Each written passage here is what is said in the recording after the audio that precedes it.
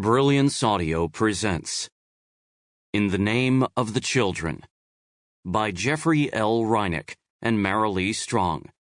Performed by P.J. Oakland.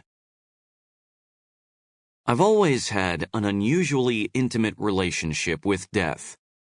My father worked as an undertaker, and when I was born in 1952, we actually lived in the funeral home in downtown Philadelphia where he was employed.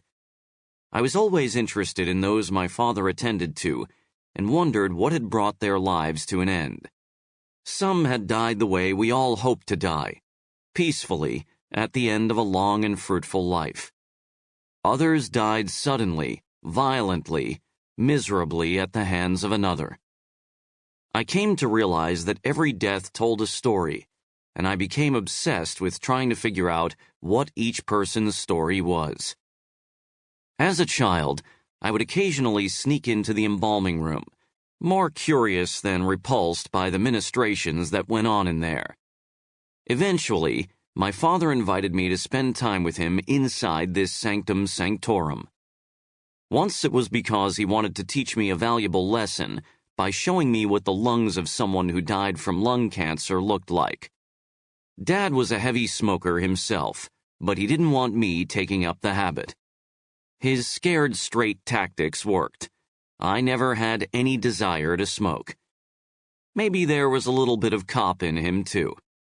My father, Sidney Rinek, was highly respected in our community. He loved his job and was supremely dedicated to it.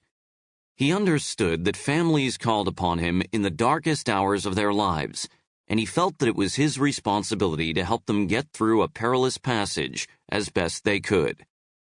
At the time, as fascinated as I was by my dad's work, I also resented the demands it placed on him and the time it stole from our family. He was never able to come to any of my school activities. That was left to my mom. Dad worked all day and late into the night, and when he was with us, he was usually on the phone making plans with another family about yet another funeral. As a kid, I was unable to appreciate the acute sense of duty and moral obligation my father felt to perfect strangers, and it created a distance between us.